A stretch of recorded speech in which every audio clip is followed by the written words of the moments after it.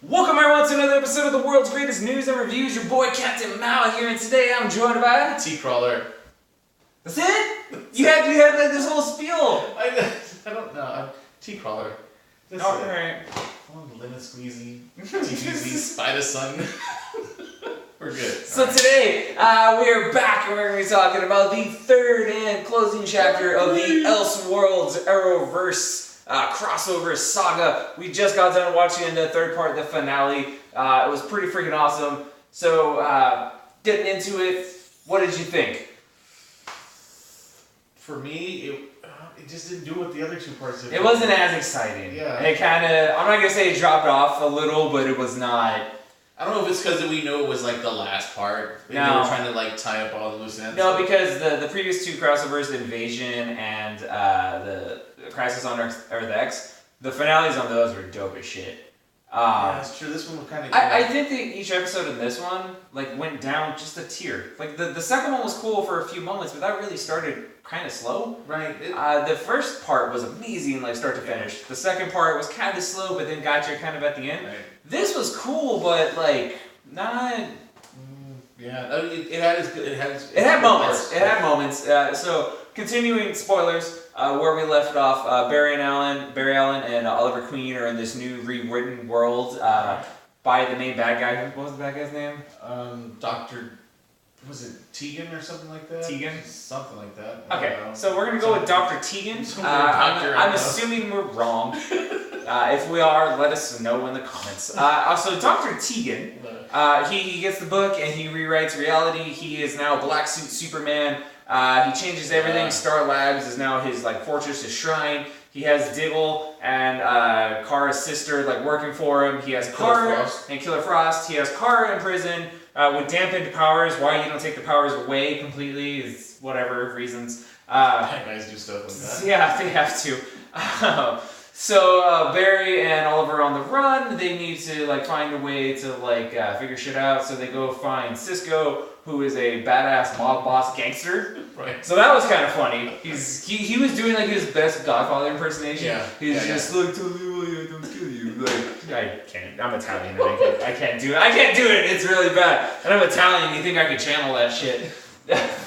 Obviously not. Obviously not. Do it. You got a better one? I didn't say I did. Anyway. Okay. So he has his bodyguard was Jimmy Olsen. That little mustache going on. He was not the Jimmy Olsen I grew up with. I don't watch Supergirl. I've caught it. I tried. Not my bag. I've tried watching it. That's not Jimmy Olsen. I watched it, but yeah, that is Jimmy Olsen. Very different Jimmy Olsen. He was also the Guardian in Supergirl, so. Yeah. All right. Whatever. Anyway, so let's see. Barry and Oliver try to get the help of Cisco, and so as they do convince him. Right. They convince him, and then Barry says he can teach him to vibe into other Earths. So that's how they vibe to Earth. Was it 38? Right. So they vibe. So he tells him he can help get rid of the Superman problem, which that's what sparks his interest. He then tells him he can teach him to vibe to different Earths. So he vibes to the fucking Fortress of Solitude, which was the nerdgasm fucking worthy moment. We're like, oh my god, Fortress. So many nerdgasms. Yeah. So Superman, regular suit Superman, is there with Lois. And they explain shenanigans are afoot, brings them back to our Earth, and literally I pause it, I'm just like, we are about to get a fucking Superman v Black Suit Superman fight, that is gonna be dope, and it was okay. It was... Well, one thing with the fight though, I noticed they didn't topple buildings, there wasn't a lot of collateral damage. Yeah, so, okay, so they breach over, and so Superman and Black Suit Superman start throwing out immediately.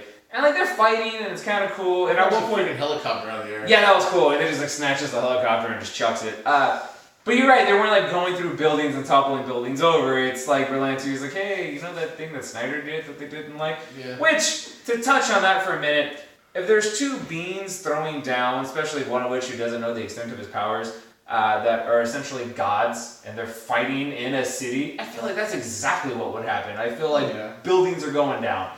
Maybe that was a little too real and a little too harsh, and maybe Superman would try to take the fight elsewhere. But I feel like that's how a fight would happen. I don't think, In this one, I think the Superman, the actual, not the Black Suit one, but the actual Superman, because he's Superman and he knows the extent of his power, I think, to me, it seemed like he was trying to avoid the buildings. Well, because that's a big argument in Superman fighting in general. Into one building. And then he starts getting his ass kicked because he wasn't doing much. But that's the thing, is like Superman's always holding back. That's a big thing in the comics, is he's always holding back because he knows if he just lets loose, shit's gonna go down around him. You know what I mean? Yeah, so he's always holding back for the benefit of people. So yeah, that debate of Man of Steel we could argue for a minute, but yeah, so it did seem like he was holding back to me for reasons, because Black Suit Superman kind of owned him. Well, no, not really. I think not in this, because in this world, Black Suit Superman was the good guy, and regular Superman was the bad guy. A bystander called him Bizarro. Right. Yeah, it's like, oh, Bizarro. And in these things, bad guys usually get owned. So. I guess if you can control reality, that's what I would do. So yeah, that happens. They're thrown down. So then Barry and Oliver go talk with the Monitor. They actually like go to the guy who's like controlling all of this, the one who's like setting up the test because something bigger is coming, and he's trying to see which world is worthy of surviving type thing. So that's kind of what we're set up with. So they have to essentially figure out how to fix this, is what they're told. What happened after that? They go back and Superman has they get the book. Right. They give Superman the book. Oh yeah, because Kara, her powers are dampened, not removed. Right. Reasons. Right. So they give it to Superman. Superman starts rewriting reality. So now everything's back. Arrow's Arrow, Flash's Flash. Kara has her powers. Black Suit Superman rolls up, start fighting again. He brings out like Amazo's there now to fight again. Right. So then all of a sudden the breach opens and it's Lois wielding what looks to be Thor's hammer. I assume this is, so anything like I don't know what's going on, I assume it's a Supergirl thing because I don't watch Supergirl. I haven't gotten that far yet, so I'm sure it's significant. Yeah, you watch it like the year later when it's on Netflix, right? Yeah. So I'm sure it's something. There's probably some really super deep cuts DC thing that I'm not aware of. Martian Manhunter. Martian Manhunter, which is dope. I love Manhunter. My only complaint, he looks great. He looks fantastic. I've seen him before on previous Supergirl things. My only complaint is, like, you can tell it's a budget thing because he's all CGI. So, like, it's like Steel from Legends of Tomorrow, where he'll steal up, throw a punch, and then immediately steal back. Right, and you're like, why? Like, you don't need it. Like, just stay stealed. Money. So, Manhunter's there, and he looks dope. And then what, like, kind of looked like Brainiac, but, like, not really Brainiac to us. And yeah, we had to look it up afterwards. We had to do some Googling. Captain Google over here. What did you find out? It was Brainiac 5, apparently, so I don't know. A replicant or clone of Brainiac, whatever. I didn't read too much into it, I just wanted to know if it was, I thought it was Brainiac. Because it looked like, right. He handled Amazo pretty handedly. Yeah, he basically went off on his own, took out his motherboard, and that was it. So while this is all going on, he mentions that, I hope the last part wasn't the only time we see Batwoman, because that would suck. So as this is all going on, this is towards the end where everybody. Well, could be the spinning around the world thing. Oh, okay. Let's go back. For reasons, this is where like shit starts not making sense. So they're fighting Bizarro or just fucking Black Suit Superman. And all of a sudden, I'm like, oh, we gotta figure out a way to like change the world, and we gotta stop time, we gotta turn time back, and whatever. And you're like, I was like, have Superman. I kind of got it because I said have Superman go around the world backwards. Channel you're into Christopher Reeve and fucking reverse around time. And then they say, if Barry runs one way and Carol runs the other way, we can stop time. It's like, so we're not going to talk about physics because this is a stupid superhero show. But obviously, in the 1978 movie, him flying around the planet, it's not going to fucking reverse time. And if you have two equally fast forces, Flash is faster. He's starting to... No, I know. Well, they're doing this. Anything within like 100 miles is going to get destroyed, and their opposing forces are going to... And meanwhile, I'm like, this is where we need to stop. Because like, apparently there's a line in the sand, right? Like, apparently, at some point, you got to suspend your disbelief. And I'm sure, whatever, yeah, that would totally work. But apparently it doesn't work, because Arrow goes and fucking to the Monitor again, and he's like, hey, spoilers, what's going to happen? And Monitor's like, well, every other time this happens, they both fucking die. Because they're going so fast and so hard, and they're whatever, they both just like disintegrate. And I'm like, aha! It would not work. Yeah. So speaking of Oliver, though, I just want to mention the freaking the kryptonite arrow. When he had the arrow with the kryptonite on there. Right. That was before he went to go talk. Right, so he pulls it. So fucking at one point, Black Suit Superman has fucking Barry in a fucking rear naked chokeholds, and he's like, I'll snap his neck, and fucking Arrow busts out the kryptonite arrow, totally, badass Batman move. And he's like, I'll fucking kill you. And Flash is like, don't kill him, because that's wrong. That's what the Monitor wants. Yeah, he's like, you're all hate and be better. And anybody else was Punisher was there to shoot that cunt in the head. Give him a kryptonite bullet. That would be cool. But whatever, killing's bad and good. And so he gets in the Monitor's face, and he's like, you're a god, and you could undo all of this, and he's like, there's not, what was a really boss line? He's like, well, there's not a word for what I am, so I guess you can call me a god. Yeah, and I'm just like, cool. Oh, damn, son. You told him. Yeah.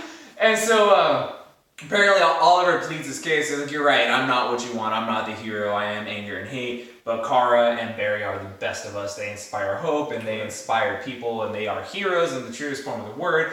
And if you let them die, because you're trying to find people that'll pass this little test, they are beyond worthy of your test. You're not a very bright god.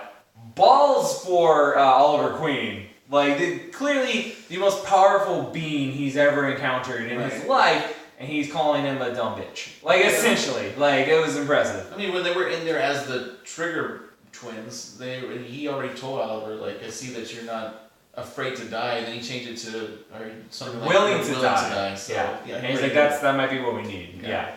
So, but that alone isn't enough. Right. So Oliver cuts some kind of deal is essentially what you find out. Right. Or at least convinces the Monitor to help change shit back, because that's basically what happens. True. Right? Like, basically everything goes back, because let's see, Oliver comes out and he has some different arrow, it's blue. I read a previous thing saying that the Arrowverse was introducing, or like blue kryptonite was getting introduced. Oh. Maybe not the Arrowverse, but in the comics. I don't know. I'm not keeping up on all the different multitude versions of kryptonite, but he shot it, went through the book, hit him, looked like it hurt him. Superman. Is there blue kryptonite? Hardcore fans out there, is there blue kryptonite? You can tell us in the comments. Yeah. There might be. Oh, I want to point out too. This is all shit we probably could have Googled. And like came on here and started acting like we know everything. That's not us though. Like we're keeping it real. We're keeping it real. Yeah. We love this shit, and there's lots of areas in it that we're super knowledgeable about. But we're not gonna like Google shit and then come on camera and then pretend to know more.